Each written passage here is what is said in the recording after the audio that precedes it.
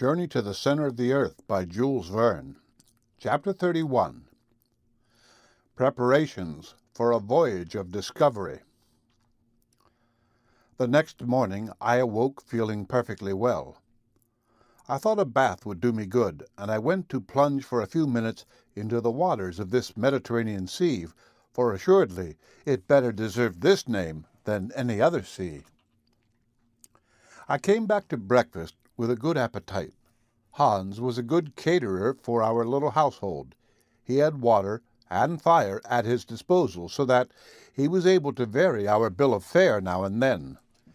For dessert he gave us a few cups of coffee, and never was coffee so delicious. "Now," said my uncle, "now is the time for high tide, and we must not lose the opportunity to study this phenomenon." "What? The tide?" I cried. "Can the influence of the sun and moon be felt down here?" "Why not? Are not all bodies subject throughout their mass to the power of universal attraction? This mass of water cannot escape the general law, and in spite of the heavy atmospheric pressure on the surface, you will see it rise like the Atlantic itself." At the same moment we reached the sand on the shore, and the waves were by slow degrees encroaching on the shore. "Here is the tide rising," I cried.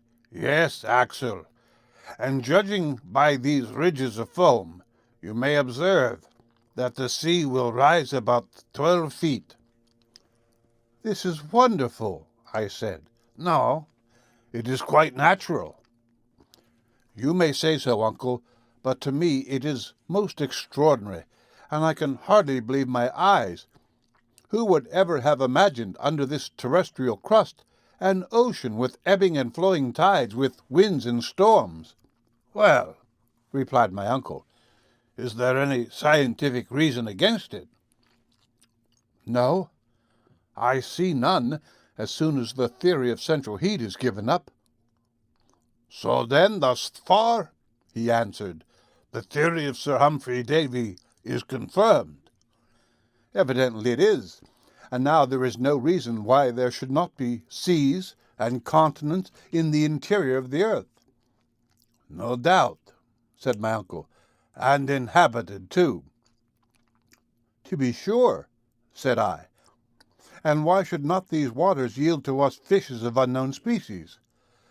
"At any rate," he replied, "we have not seen any yet." "Well, let us make some lines and see if the bait will draw here as it does in sublunary regions." "We will try, Axel, for we must penetrate all secrets of these newly discovered regions." "But where are we, uncle?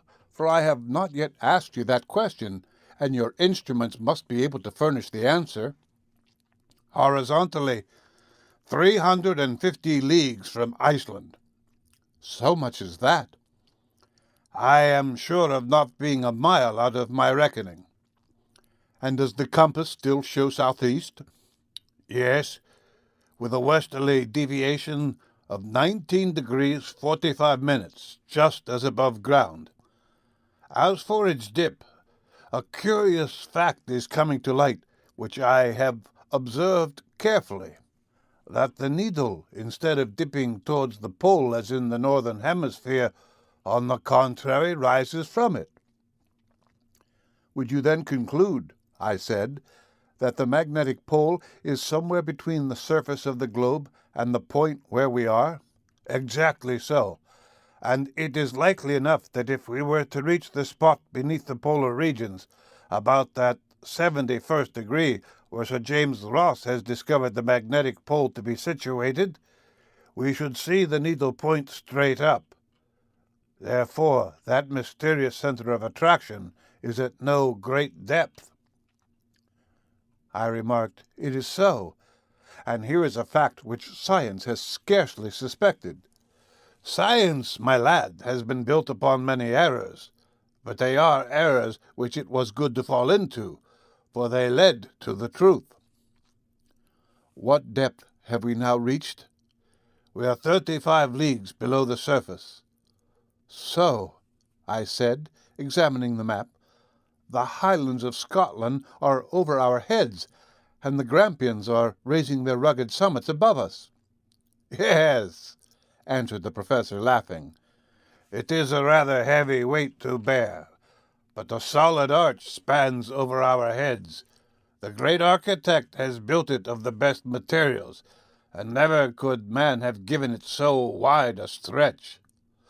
What are the finest arches of bridges and the arcades of cathedrals compared with this far-reaching vault, with a radius of 3 leagues, beneath which a wide and tempest-tossed ocean may flow at its ease?"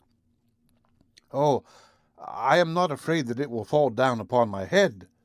But now, what are your plans? Are you not thinking of returning to the surface now?" "Return? Ha! No, indeed. We will continue our journey, everything having gone on so well so far." "But how are we to get down below this liquid surface?" "Oh, I am not going to dive head foremost. But if all oceans are properly speaking but lakes, since they are encompassed by land, of course this internal sea will be surrounded by a coast of granite, and on the opposite shores we shall find the fresh passages opening." "How long do you suppose this sea to be?" 30 or 40 leagues, so that we have no time to lose, and we shall set sail tomorrow." I looked about for a ship. "Set sail, shall we? But I should like to see my boat first." "It will not be a boat at all, but a good well-made raft." "Why," I said, "a raft would be just as hard to make as a boat, and I don't see—" "I know you don't see, but you might hear if you would listen. Don't you hear the hammer at work? Hans is already busy at it." "What? Has he already felled the trees?" "Oh, the trees were already down. Come, and you will see for yourself." After half an hour's walking on the other side of the promontory which formed the little natural harbor, I perceived Hans at work. In a few more steps I was at his side. To my great surprise, a half-finished raft was already lying on the sand, made of a peculiar kind of wood, and a great number of planks, straight and bent, and of frames were covering the ground, enough almost for a little fleet. "Uncle, what wood is this?" I cried. "It is fir, pine, or birch, and other northern coniferae, mineralized by the action of the sea. It is called surturbrand, a variety of brown coal or lignite found chiefly in Iceland." "But surely, then, like other fossil wood, it must be hard as stone and cannot float." "Sometimes that may happen. Some of these woods become true anthracites, but others, such as this, have only gone through the first stage of fossil transformation. Just look," added my uncle, throwing into the sea one of those precious waifs. The bit of wood, after disappearing, returned to the surface and oscillated to and fro with the waves. "Are you convinced?" said my uncle. "I am quite convinced, although it is incredible." By next evening, thanks to the industry and skill of our guide, the raft was made. It was 10 feet by 5. The planks of surturbrand, braced strongly together with cords, presented an even surface, and when launched, this improvised vessel floated easily upon the waves of the Liedenbrock Sea. The end of Chapter 31 of Journey to the Center of the Earth by Jules Verne. Read by Rick Kistner for Lit2Go on the web at fcit.usf.edu.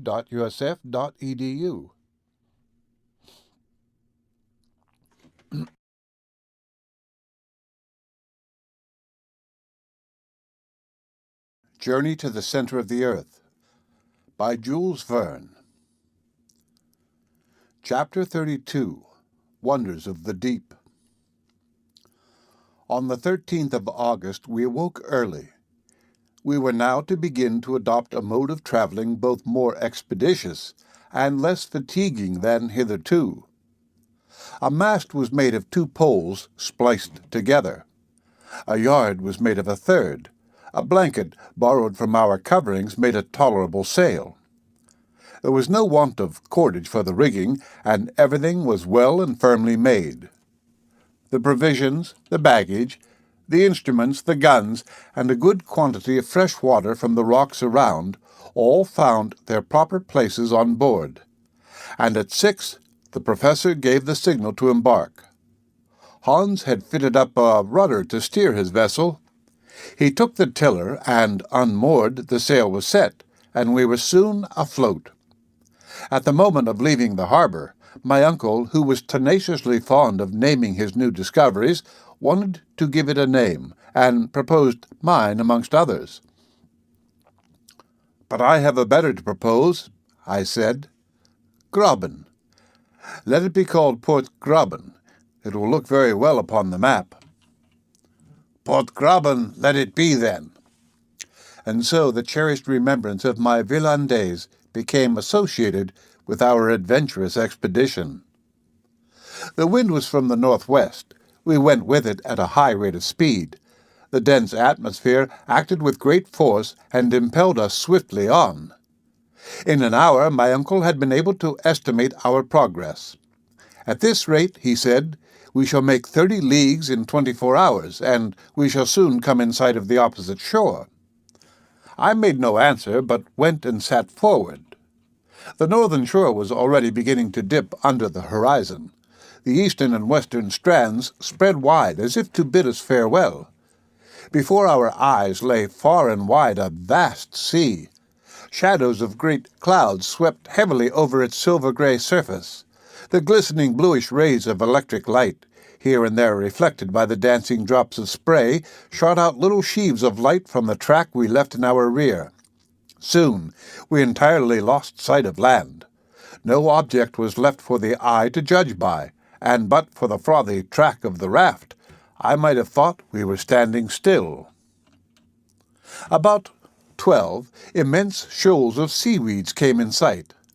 I was aware of the great powers of vegetation that characterize these plants, which grow at a depth of 12,000 feet, or 400 atmospheres, and sometimes form barriers strong enough to impede the course of a ship. But never, I think, were such seaweeds as those which we saw floating in immense waving lines upon the sea of Liedenbrock. Our raft skirted the whole length of the Fuchsii, 3,000 or 4,000 feet long, undulating like vast serpents beyond the reach of sight. I found some amusement in tracing these endless waves, always thinking I should come to the end of them, and for hours my patience was vying with my surprise. What natural force could have produced such plants, and what must have been the appearance of the earth in the first ages of its formation, when, under the action of heat and moisture, the vegetable kingdom alone was developing on its surface? Evening came, and, as on the previous day, I perceived no change in the luminous condition of the air. It was a constant condition, the permanency of which might be relied upon. After supper I laid myself down at the foot of the mast, and fell asleep in the midst of fantastic reveries. Hans, keeping fast by the helm, let the raft run on, which, after all, needed no steering, the wind blowing directly aft. Since our departure from Port Graben, Professor Liedenbrock had entrusted the log to my care. I was to register every observation, make entries of interesting phenomena, the direction of the wind, the rate of sailing, the way we made. In a word, every particular of our singular voyage.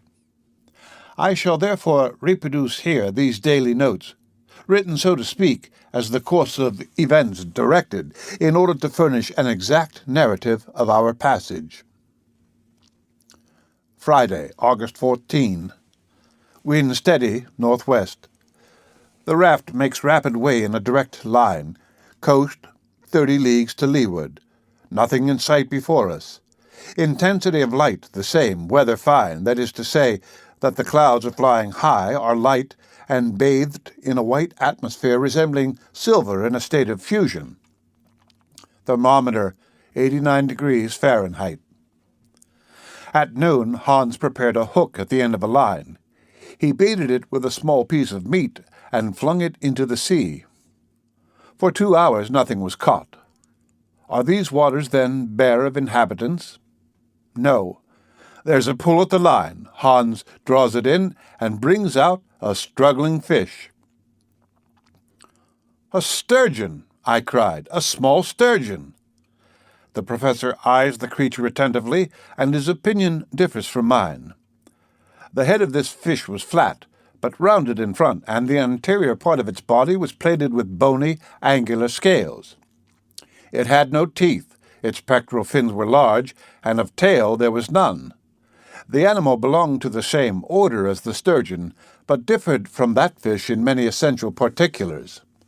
After a short examination, my uncle pronounced his opinion. "This fish belongs to an extinct family, of which only fossil traces are found in the Devonian formations." "What?" I cried.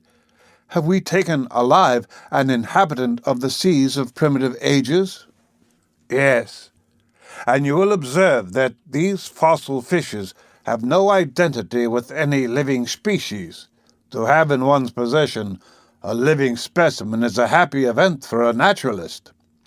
"But to what family does it belong?" "It is of the order of ganoids, of the family of the Cephalaspidae, and the species of Pterichthys. But this one displays a peculiarity confined to all fishes that inhabit subterranean waters. It is blind, and not only blind, but actually has no eyes at all." I looked. Nothing could be more certain.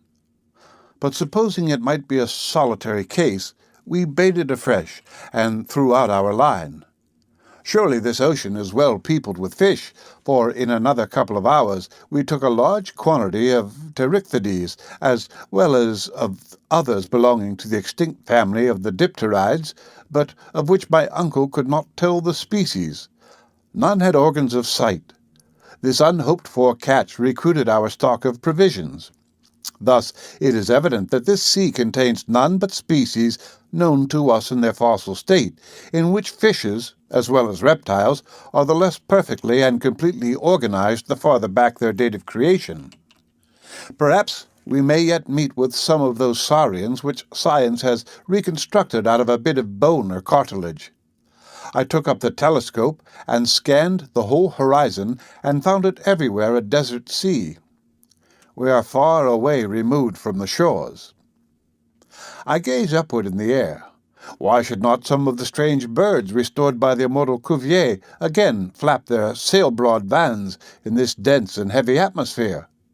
There are sufficient fish for their support.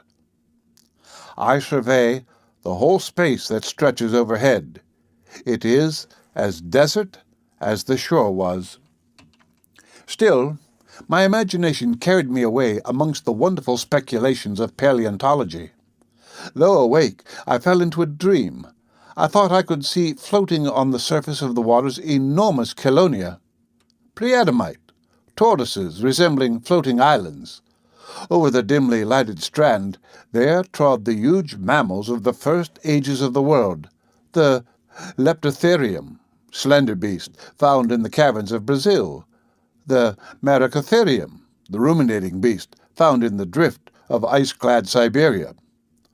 Farther on, the Pachydermatous Lophiodon, crested tooth.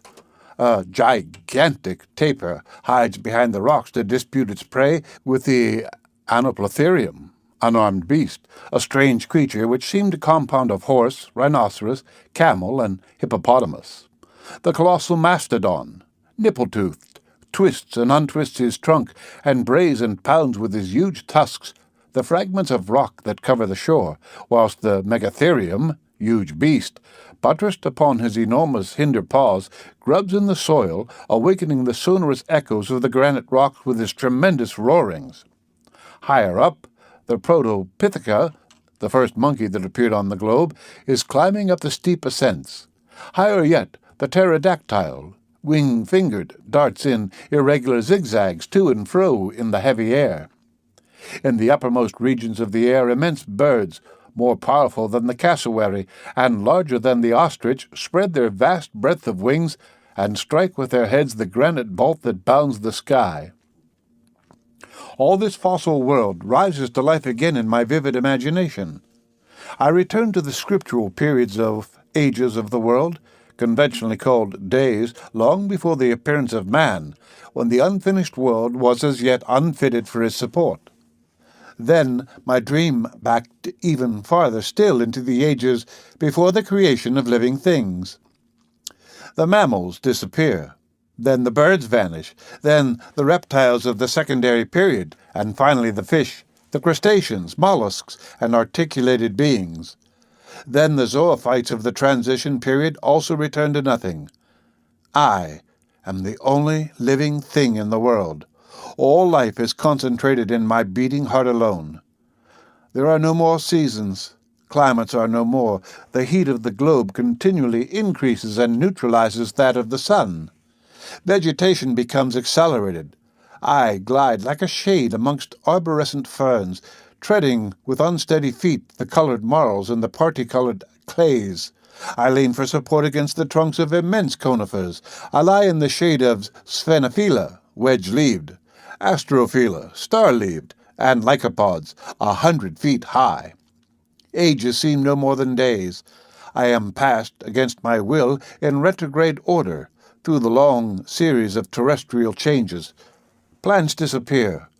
Granite rocks soften. Intense heat converts solid bodies into thick fluids. The waters again cover the face of the earth. They boil, they rise in whirling eddies of steam. White and ghastly mists wrap round the shifting forms of the earth, which by imperceptible degrees dissolves into a gaseous mass, glowing fiery red and white, as large and as shining as the sun. And I myself am floating with wild caprice in the midst of this nebulous mass of 1,400,000 times the volume of the earth, into which it will one day be condensed, and carried forward amongst the planetary bodies. My body is no longer firm and terrestrial. It is resolved into its constituent atoms, subtilized, volatilized, sublimed into imponderable vapor. I mingle and am lost in the endless foods of those vast globular volumes of vaporous mists which roll upon their flaming orbits through infinite space. But is it not a dream? Whither is it carrying me? My feverish hand has vainly attempted to describe upon paper its strange and wonderful details. I have forgotten everything that surrounds me. The professor, the guide, the raft are all gone out of my ken. An illusion has laid hold upon me. "What is the matter?" my uncle breaks in. My staring eyes are fixed vacantly upon him. "Take care, Axel, or you will fall overboard." At that moment I felt the sinewy hand of Hans seizing me vigorously. But for him, carried away by my dream, I should have thrown myself into the sea. "Is he mad?" cried the professor. "What is it all about?" at last I cried, returning to myself. "Do you feel ill?" my uncle asked. "No, but I have had a strange hallucination. It is over now. Is all going on right?" "Yes, it is a fair wind and a fine sea. We are sailing rapidly along, and if I am not out in my reckoning, we shall soon land." At these words, I rose and gazed round upon the horizon, still everywhere bounded by clouds alone. The end of Chapter 32 of Journey to the Center of the Earth by Jules Verne. Read by Rick Kistner for Lit2Go on the web at fcit.usf.edu.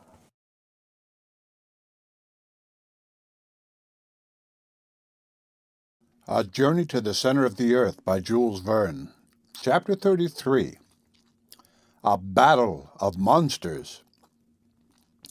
Saturday, August 15. The sea unbroken all round, no land in sight. The horizon seems extremely distant. My head is still stupefied with the vivid reality of my dream. My uncle has had no dreams, but he is out of temper. He examines the horizon all round with his glass, and folds his arms with the air of an injured man.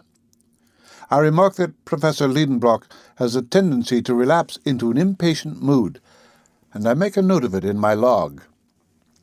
All my danger and sufferings were needed to strike a spark of human feeling out of him, but now that I am well, his nature has resumed its sway.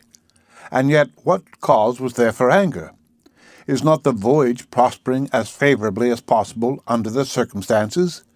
Is not the raft spinning along with marvelous speed? "You seem anxious, my uncle," I said, seeing him continually with his glass to his eye. "Anxious? No, not at all." "Impatient, then?" "One might be, with less reason than now." "Yet we are going very fast." "What does that signify? I am not complaining that the rate is slow, but that the sea is so wide." I then remember that the professor, before starting, had estimated the length of this underground sea at 30 leagues. Now we had made 3 times the distance, yet still the southern coast was not in sight. "We are not descending as we ought to be," the professor declares. "We are losing time, and the fact is, I have not come all this way to take a little sail upon the pond on a raft." He called this sea a pond, and our long voyage taking a little sail. "But," I remarked, "since we have followed the road that Saknussemm has shown us—" "That is just the question. Have we followed that road? Did Saknussemm meet this sheet of water? Did he cross it? Has not the stream that we followed led us altogether astray? At any rate, we cannot feel sorry to have come so far. This prospect is magnificent, and—" "But I don't care for prospects. I came with an object, and I mean to obtain it. Therefore, don't talk to me about views and prospects." I take this as my answer, and I leave the professor to bite his lips with impatience. At 6 in the evening, Hans asks for his wages, and his 3 rix are counted out to him. Sunday, August 16th. Nothing new. Weather unchanged. The wind freshens. On awakening, my first thought was to observe the intensity of the light. I was possessed with an apprehension lest the electric light should grow dim or fail altogether. But there seemed no reason to fear. The shadow of the raft was clearly outlined upon the surface of the waves. Truly this sea is of infinite width. It must be as wide as the Mediterranean or the Atlantic. And why not? My uncle took sounding several times. He tied the heaviest of our pickaxes to a long rope which he let down 200 fathoms. No bottom yet, and we had some difficulty in hauling up our plummet. But when the pick was shipped again, Hans pointed out on its surface deep prints, as if it had been violently compressed between 2 hard bodies. I looked at the hunter. "Thunder," said he. I could not understand him, and turned to my uncle, who was entirely absorbed in his calculations. I had rather not disturbed him while he is quiet. I returned to the Icelander. He, by a snapping motion of his jaws, conveys his ideas to me. "Teeth!" I cried, considering the iron bar with more attention. "Yes, indeed. Those are the marks of teeth imprinted upon the metal. The jaws which they are must be possessed of amazing strength. Is there some monster beneath us belonging to the extinct races, more voracious than the shark, more fearful in vastness than the whale? I could not take my eyes off this indented iron bar. Surely, will my last night's dream be realized?" These thoughts agitated me all day, and my imagination scarcely calmed down after several hours' sleep. Monday, August 17. I am trying to recall the peculiar instincts of the monsters of the pre-Adamite world who, coming next in succession after the mollusks, the crustaceans, and les fishes, preceded the animals of mammalian race upon the earth. The world then belonged to reptiles. Those monsters held the mastery in the seas of the secondary period. They possessed a perfect organization, gigantic proportions, prodigious strength. The saurians of our day, the alligators and the crocodiles, are but feeble reproductions of their forefathers of primitive ages. I shudder as I recall these monsters to my remembrance. No human eye has ever beheld them living. They burdened this earth 1,000 ages before man appeared. But their fossil remains, found in the argillaceous limestone called by the English the lias, have enabled their colossal structure to be perfectly built up again and anatomically ascertained. I saw at the Hamburg Museum the skeleton of one of these creatures 30 feet in length. Am I then fated, I, a denizen of earth, to be placed face to face with these representatives of long-extinct families? No, surely it cannot be.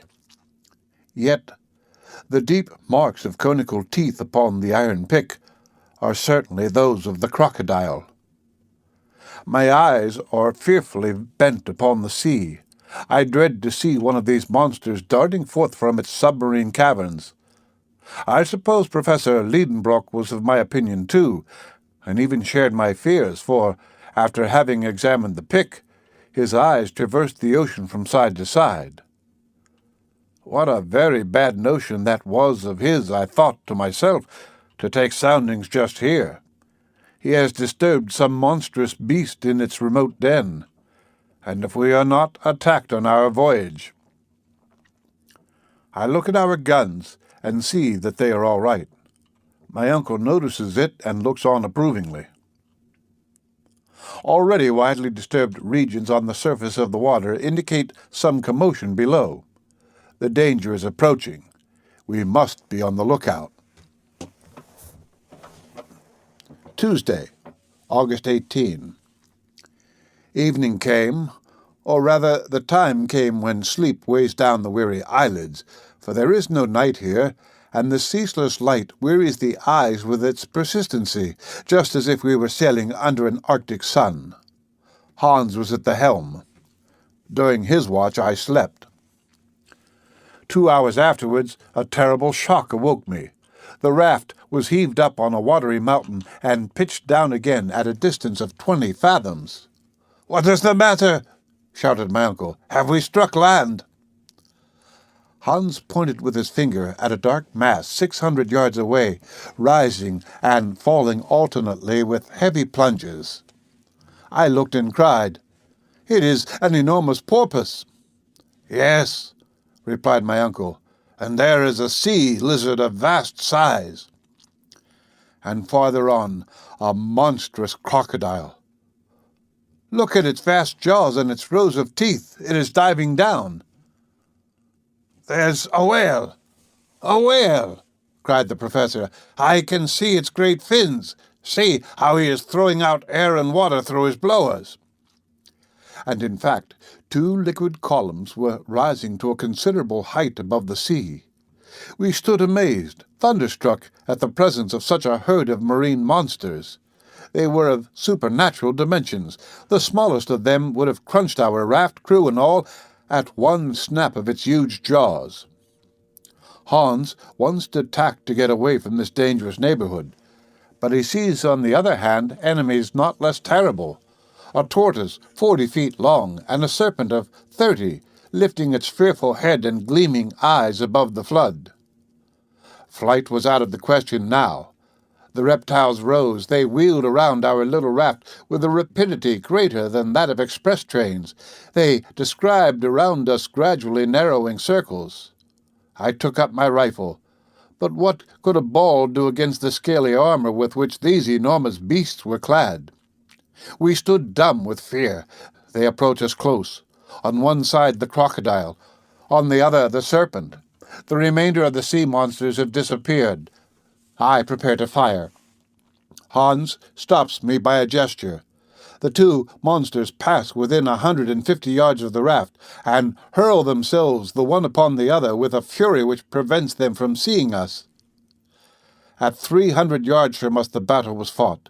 We could distinctly observe the two monsters engaged in deadly conflict, but it now seems to me as if the other animals were taking part in the fray. The porpoise, the whale, the lizard, the tortoise.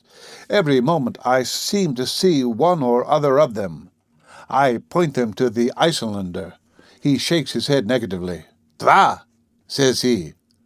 "What two? Does he mean that there are only two animals?" "He is right," said my uncle, whose glass has never left his eye. "Surely you must be mistaken," I cried. "No. The first of these monsters has a porpoise's snout, a lizard's head, a crocodile's teeth, and hence our mistake. It is the ichthyosaurus, the fish lizard, the most terrible of the ancient monsters of the deep." "And the other?" "The other is a plesiosaurus, almost lizard, a serpent, armored with the carapace and the paddles of a turtle. He is the dreadful enemy of the other." Hans had spoken truly. Two monsters only were creating all this commotion, and before my eyes are two reptiles of the primitive world. I can distinguish the eye of the ichthyosaurus glowing like a red-hot coal and as large as a man's head. Nature has endowed it with an optical apparatus of extreme power and capable of resisting the pressure of the great volume of water in the depths it inhabits. It has been appropriately called the saurian whale, for it has both the swiftness and the rapid movements of this monster of our own day. This one is not less than 100 feet long, and I can judge of its size when it sweeps over the waters the vertical coils of its tail. Its jaw is enormous, and according to naturalists, it is armed with no less than 182 teeth. The plesiosaurus, a serpent with a cylindrical body and a short tail, has 4 flappers or paddles to act like oars. Its body is entirely covered with a thick armor of scales, and its neck, as flexible as a swan's, rises 30 feet above the waves. Those huge creatures attacked each other with the greatest animosity. They heaved around them liquid mountains which rolled even to our raft and rocked it perilously. 20 times we were near capsizing. Hissings of prodigious force are heard. The two beasts are fast locked together. I cannot distinguish the one from the other. The probable rage of the conqueror inspires us with intense fear. 1 hour. 2 hours pass away. The struggle continues with unabated ferocity. The combatants alternately approach and recede from our raft. We remain motionless, ready to fire. Suddenly, the ichthyosaurus and the plesiosaurus disappeared below, leaving a whirlpool eddying in the water. Several minutes pass by while the fight goes on under water. All at once an enormous head is darted up, the head of the plesiosaurus. The monster is wounded to death. I no longer see his scaly armor, only his long neck shoots up, drops again, coils and uncoils, droops, lashes the waters like a gigantic whip, and writhes like a worm that you tread on. The water is splashed for a long way around. The spray almost blinds us. But soon the reptile's agony draws to an end. Its movements become fainter, its contortions cease to be so violent, and the long serpentine form lies a lifeless log on the laboring deep. As for the ichthyosaurus, has he returned to his submarine cavern, or will he reappear on the surface of the sea? The end of Chapter 33 of Journey to the Center of the Earth by Jules Verne. Read by Rick Kishner for Lit2Go on the web at fcit.usf.edu.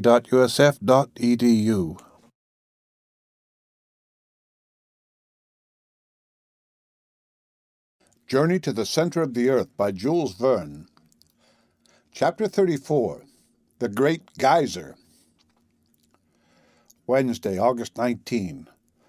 Fortunately, the wind blows violently and has enabled us to flee from the scene of the late terrible struggle. Hans keeps at his post at the helm. My uncle, whom the absorbing incidents of the combat had drawn away from his contemplations, began again to look impatiently around him. The voyage resumes its uniform tenor, which I don't care to break with the repetition of such events as yesterday. Thursday, August 20. Wind north-northeast, unsteady and fitful. Temperature high. Rate 3.5 leagues an hour. About noon, a distant noise is heard. I note the fact without being able to explain it. It is a continuous roar. "In the distance," says the professor, "there is a rock or islet against which the sea is breaking." Hans climbs up the mast, but sees no breakers. The ocean is smooth and unbroken to its farthest limit. 3 hours pass away. The roarings seem to proceed from a very distant waterfall.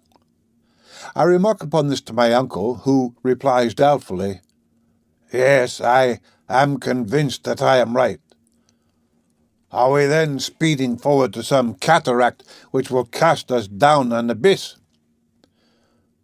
This method of getting on may please the professor because it is vertical, but for my part I prefer the more ordinary modes of horizontal progression. At any rate, some leagues to the windward, there must be some noisy phenomenon, for now the roarings are heard with increasing loudness. Do they proceed from the sky or the ocean? I look up to the atmospheric vapors and try to fathom their depths. The sky is calm and motionless. The clouds have reached the utmost limit of the lofty vault, and there lie still bathed in the bright glare of the electric light. It is not there that we must seek for the cause of this phenomenon. Then I examine the horizon, which is unbroken and clear of all mist. There is no change in its aspect.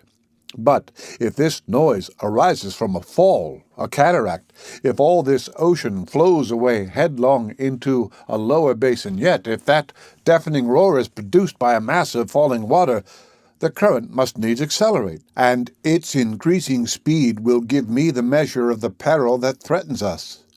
I consult the current. There is none. I throw an empty bottle into the sea. It lies still. About 4, Hans rises, lays hold of the mast, climbs to the top. Thence his eye sweeps a large area of sea, and it is fixed upon a point. His countenance exhibits no surprise, but his eye is immovably steady. "He sees something?" says my uncle. "I believe he does." Hans comes down then, stretching his arms to the south, saying, "There, nere." "Down there," repeated my uncle. Then, seizing his glass, he gazes attentively for a minute which seems to me an age. "Yes, yes," he cried. "I see a vast inverted cone rising from the surface." "Is it another sea beast?" "Perhaps it is." "Then let us steer farther westward, for we know something of the danger of coming across monsters of that sort." "Let us go straight on," replied my uncle. I appealed to Hans. He maintained his course inflexibly. Yet, if at our present distance from the animal, a distance of 12 leagues at the least, the column of water driven through its blowers may be distinctly seen, it must needs be of vast size. The commonest prudence would counsel immediate flight. But we did not come so far to be prudent. Imprudently, therefore, we pursue our way. The nearer we approach, the higher mounts the jet of water. What monster can possibly fill itself with such a quantity of water and spurt it up so continuously? At 8 in the evening we are not 2 leagues distant from it. Its body, dusky, enormous, hillocky, lies spread upon the sea like an islet. Is it illusion or fear? Its length seems to me a couple of 1,000 yards. What can be this cetacean which neither Cuvier nor Blumenbach knew anything about? It lies motionless, as if asleep. The sea seems unable to move it in the least. It is the waves that undulate upon its sides. The column of water, thrown up to a height of 500 feet, falls in rain with a deafening uproar, and here are we, scudding like lunatics before the wind to get near to a monster that 100 whales a day would not satisfy. Terror seizes upon me. I refuse to go further. I will cut the halyards if necessary. I am in open mutiny against the professor, who vouchsafes no answer. Suddenly, Hans rises, and pointing with his finger at the menacing object, he says, "Home!" "An island!" cries my uncle. "That's not an island," I cried skeptically. "It's nothing else," shouted the professor with a loud laugh. "But that column of water—" "Geyser," said Hans. "No doubt it is a geyser, like those in Iceland." At first I protest against being so widely mistaken as to have been taking an island for a marine monster. But the evidence is against me, and I have to confess my error. It is nothing worse than a natural phenomenon. As we approach nearer, the dimensions of the liquid column become magnificent. The islet resembles, with a most deceiving likeness, an enormous cetacean whose head dominates the waves at a height of about 20 yards. The geyser, a word meaning fury, rises majestically from its extremity. Deep and heavy explosions are heard from time to time when the enormous jet, possessed with more furious violence, shakes its plumy crest and springs with a bound till it reaches the lowest stratum of the clouds. It stands alone. No steam vents, no hot springs surround it, and all the volcanic power of the region is concentrated here. Sparks of electric fire mingle with the dazzling sheaf of lighted fluid, every drop of which refracts the prismatic colors. "Let us land," said the professor. "But we must carefully avoid this waterspout, which would sink our raft in a moment." Hans, steering with his usual skill, brought us to the other extremity of the islet. I leaped up on the rock. My uncle lightly followed, while our hunter remained at his post, like a man too wise ever to be astonished. We walked upon granite mingled with siliceous tufa. The soil shivers and shakes under our feet, like the sides of an overheated boiler filled with steam struggling to get loose. We come in sight of a small central basin out of which the geyser springs. I plunge a register thermometer into the boiling water. It marks an intense heat of 325 degrees Fahrenheit, which is far above the boiling point. Therefore, this water issues from an ardent furnace, which is not at all in harmony with Professor Liedenbrock's theories. I cannot help making this remark. "Well," he replied, "how does that make against my doctrine?" "Oh, nothing at all," I said, seeing that I was going in opposition to immovable obstinacy. "Still, I am constrained to confess that hitherto we have been wonderfully favored, and that, for some reason unknown to myself, we have accomplished our journey under singularly favorable conditions of temperature. But it seems manifest to me that some day we shall reach a region where the central heat attains its highest limits and goes beyond a point that can be registered by our thermometers." "That is what we shall see," so says the professor, who, having named this volcanic islet after his nephew, gives the signal to embark again. For some minutes I am still contemplating the geyser. I notice that it throws up its column of water with variable force, sometimes sending it to a great height, then again to a lower, which I attribute to the variable pressure of the steam accumulated in its reservoir. At last we leave the island, rounding away past the low rocks on its southern shore. Hans has taken advantage of the halt to refit his rudder. Before going any farther, I make a few observations to calculate the distance we have gone over and note them in my journal. We have crossed 270 leagues of sea since leaving Port Gräuben, and we are 620 leagues from Iceland, under England. The end of Chapter 34 of A Journey to the Center of the Earth by Jules Verne. Read by Rick Kistner for Lit to Go on the web at fcit.usf.edu.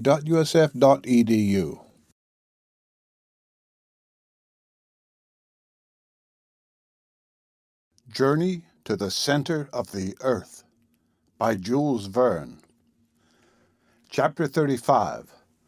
An Electric Storm. Friday, August 21st. On the morrow, the magnificent geyser has disappeared. The wind has risen, and has rapidly carried us away from Axel Island. The roarings become lost in the distance. The weather, if we may use that term, will change before long. The atmosphere is charged with vapors, pervaded with the electricity generated by the evaporation of saline waters. The clouds are sinking lower, and assume an olive hue. The electric light can scarcely penetrate through the dense curtain which has dropped over the theater on which the battle of the elements is about to be waged. I feel peculiar sensations, like many creatures on earth at the approach of violent atmospheric changes. The heavily voluted cumulus clouds lower gloomily and threateningly. They wear that implacable look which I have sometimes noticed at the outbreak of a great storm. The air is heavy. The sea is calm. In the distance, the clouds resemble great bales of cotton piled up in picturesque disorder. By degrees they dilate and gain in huge size what they lose in number. Such is their ponderous weight that they cannot rise from the horizon, but, obeying an impulse from higher currents, their dense consistency slowly yields. The gloom upon them deepens, and they soon present to our view a ponderous mass of almost level surface. From time to time, a fleecy tuft of mist, with yet some gleaming light left upon it, drops down upon the dense floor of gray, and loses itself in the opaque and impenetrable mass. The atmosphere is evidently charged and surcharged with electricity.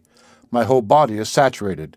My hair bristles, just as when you stand upon an insulated stool under the action of an electrical machine. It seems to me as if my companions, the moment they touched me, would receive a severe shock, like that from an electric eel. At 10 in the morning, the symptoms of storm become aggravated. The wind never lulls, but to acquire increased strength. The vast bank of heavy clouds is a huge reservoir of fearful windy gusts and rushing storms. I am loath to believe these atmospheric menaces, and yet I cannot help muttering, "Here's some very bad weather coming on." The professor made no answer. His temper is awful, to judge from his working of his features, as he sees this vast length of ocean unrolling before him to an indefinite extent. He can only spare time to shrug his shoulders viciously. "There's a heavy storm coming on," I cried, pointing towards the horizon. "Those clouds seem as if they were going to crush the sea." A deep silence falls on all around. The lately roaring winds are hushed into a dead calm.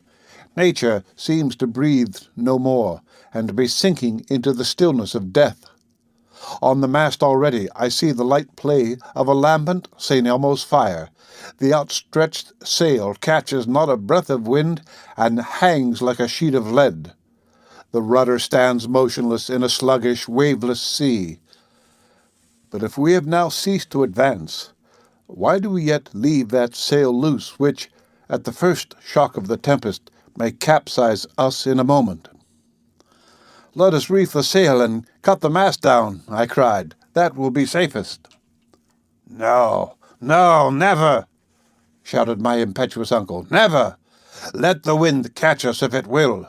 What I want is to get the least glimpse of rock or shore, even if our raft would be smashed into shivers." The words were hardly out of his mouth when a sudden change took place in the southern sky. The piled-up vapors condensed into water, and the air, put into violent action to supply the vacuum left by the condensation of the mists, rouses itself into a whirlwind. It rushes on from the farthest recesses of the vast cavern. The darkness deepens. Scarcely can I jot down a few hurried notes. The helm makes a bound. My uncle falls full length. I creep close to him. He has laid a firm hold upon a rope, and appears to watch with grim satisfaction this awful display of elemental strife. Hans stirs not. His long hair, blown by the pelting storm, and laid flat across his immovable countenance, makes him a strange feature. For the end of each lock of loose-flowing hair is tipped with little luminous radiations. This frightful mask of electric sparks suggests to me, even in this dizzy excitement, a comparison with pre-Adamite man, the contemporary of the ichthyosaurus and the megatherium. The mast yet holds firm. The sail stretches tight like a bubble ready to burst. The raft flies at a rate that I cannot reckon, but not so fast as the foaming clouds of spray which it dashes from side to side in its headlong speed. "The sail! The sail!" I cry, motioning to lower it. "No," replies my uncle. "Nedge," repeats Hans, leisurely shaking his head. But now the rain forms a rushing cataract in front of that horizon towards which we are running with such maddening speed.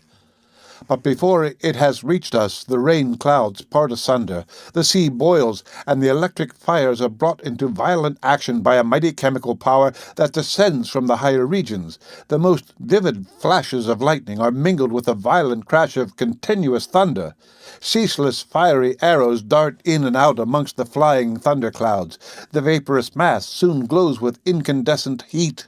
Hailstones rattle fiercely down, and as they dash upon our iron tools, they too emit gleams and flashes of lurid light. The heaving waves resemble fiery volcanic hills, each belching forth its own interior flames, and every crest is plumed with dancing fire. My eyes fail under the dazzling light, my ears are stunned with the incessant crash of thunder.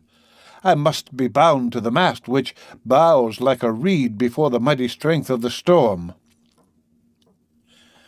Here my notes become vague and indistinct. I have only been able to find a few which I seem to have jotted down almost unconsciously. But their very brevity and their obscurity reveal the intensity of the excitement which dominated me, and describe the actual position even better than my memory could do. Sunday, 23rd. Where are we? Driven forward with a swiftness that cannot be measured. The night was fearful. No abatement of the storm. The din and uproar are incessant. Our ears are bleeding. To exchange a word is impossible. The lightning flashes with intense brilliancy, and never seems to cease for a moment. Zigzag streams of bluish-white fire dash down upon the sea and rebound, and then take an upward flight till they strike the granite vault that overarches our heads. Suppose that solid roof should crumble down upon our heads. Other flashes with incessant play cross their vivid fires, while others again roll themselves into balls of living fire which explode like bombshells, but the music of which scarcely adds to the din of the battle strife that almost deprives us of our senses of hearing and sight. The limit of intense loudness has been passed, within which the human ear can distinguish one sound from another. If all the powder magazines in the world were to explode at once, we should hear no more than we do now. From the under surface of the clouds there are continual emissions of lurid light. Electric matter is in continual evolution from their component molecules. The gaseous elements of the air need to be slaked with moisture, for innumerable columns of water rush upwards into the air and fall back again in white foam. Whither are we flying? My uncle lies full length across the raft. The heat increases. I refer to the thermometer. It indicates, but the figure is obliterated. Monday, August 24. Will there be an end to it? Is the atmospheric condition, having once reached this density, to become final? We are prostrated and worn out with fatigue, but Hans is as usual. The raft bears on still to the southeast. We have made 200 leagues since we left Axel Island. At noon, the violence of the storm redoubles. We are obliged to secure as fast as possible every article that belongs to our cargo. Each of us is lashed to some part of the raft. The waves rise above our heads. For 3 days we have never been able to make each other hear a word. Our mouths open, our lips move, but not a word can be heard. We cannot even make ourselves heard by approaching our mouth close to the ear. My uncle has drawn nearer to me. He has uttered a few words. They seem to be, "We are lost," but I am not sure. At last I write down the words, "Let us lower the sail." He nods his consent. Scarcely has he lifted his head again before a ball of fire has bounded over the waves and lighted on board our raft. Mast and sail flew up in an instant together, and I saw them carried up to prodigious height, resembling in appearance a pterodactyl, one of those strong birds of the infant world. We lay there, our blood running cold with unspeakable terror. The fireball, half of it white, half azure blue, and the size of a 10-inch shell, moved slowly about the raft, but revolving on its own axis with astonishing velocity, as if whipped round by the force of the whirlwind. Here it comes, there it glides. Now it is up the ragged stump of the mast, thence it lightly leaps on the provision bag, descends with a light bound, and just skims the powder magazine. Horrible! We shall be blown up! But no, the dazzling disk of mysterious light nimbly leaps aside. It approaches Hans, who fixes his blue eye upon it steadily. It threatens the head of my uncle, who falls upon his knees with his head down to avoid it. And now my turn comes, pale and trembling under the blinding splendor and the melting heat. It drops at my feet, spinning silently round upon the deck.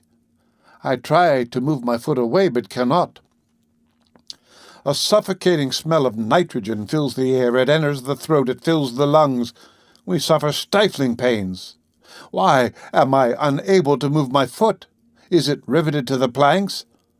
Alas, the fall upon our fated raft of this electric globe has magnetized every iron article on board. The instruments, the tools, our guns are clashing and clanking violently in their collisions with each other. The nails of my boots cling tenaciously to a plate of iron let into the timbers, and I cannot draw my foot away from the spot.